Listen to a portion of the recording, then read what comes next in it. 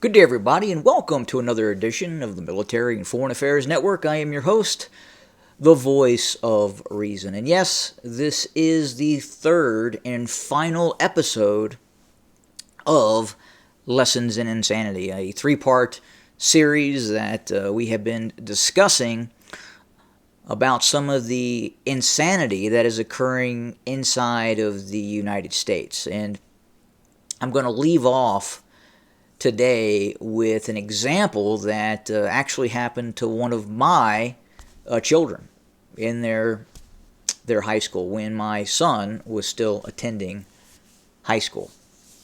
And before I get into that, I think this is a really important example of why people in the United States no longer trust government.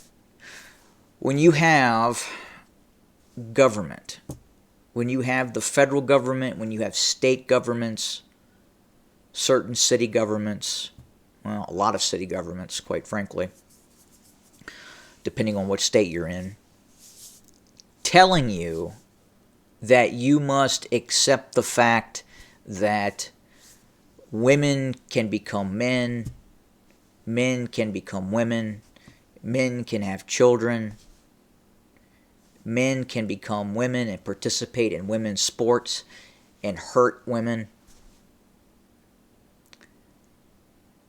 You have to ask the question, can you trust your government? If your government is telling you the color blue is now red and the color red is now blue and you must accept it, when the government is telling you that 1 plus 1 equals 8, you must accept it. Should you? And the answer to that is absolutely not. We are free-thinking people with the right to make our own decisions and especially say no to things that are insane. Things have gone beyond unreasonable, well beyond unreasonable. And yes, we predominantly cover military and foreign affairs on this site. But with what's happening here in the United States, it is affecting the U.S. military. And it will eventually, quite possibly, lead to an internal conflict inside the United States.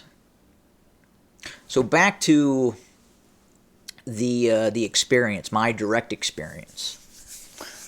And there was a comment in the comment section talking about up in Michigan where the Michigan school system allowed pet litter into the bathroom where students who identify as cats can use the litter box. Now look, you're going to think this is insane, it's crazy, it's ludicrous, and it is, but it's true. This is happening. So a couple of years ago, my son we were eating dinner at the dinner table, and he said to me that he got in trouble because he assaulted a furry. And I had never even heard the term furry before. I didn't even know what he was talking about. I said, "What are you talking about?" He goes, "Well, Dad, we have kids in school who think they're animals." And I said to myself, "Well, what do you mean you assaulted him? What did you do?"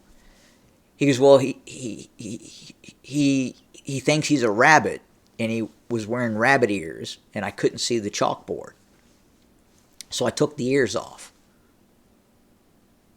And he hissed at me and got mad and said I assaulted him. And the teacher allowed the student who believed he was a rabbit to put the ears back on. And he took pictures of this kid. I think he was in 11th grade at the time. of 11th or 12th grade of this kid who was dressed like a rabbit. He had rabbit ears, he had a rabbit tail, and this kid believed that he was a rabbit. And it's not only that, it's other students as well that believe themselves cats and other animals. That's because that's what they identify as. And it's not a joke. It is real. It is a psychiatric illness that they are allowing these children in school to continue on in school. And that's not even touching on the whole transvestite issue, the whole fad with homosexuality and everything else that's going on.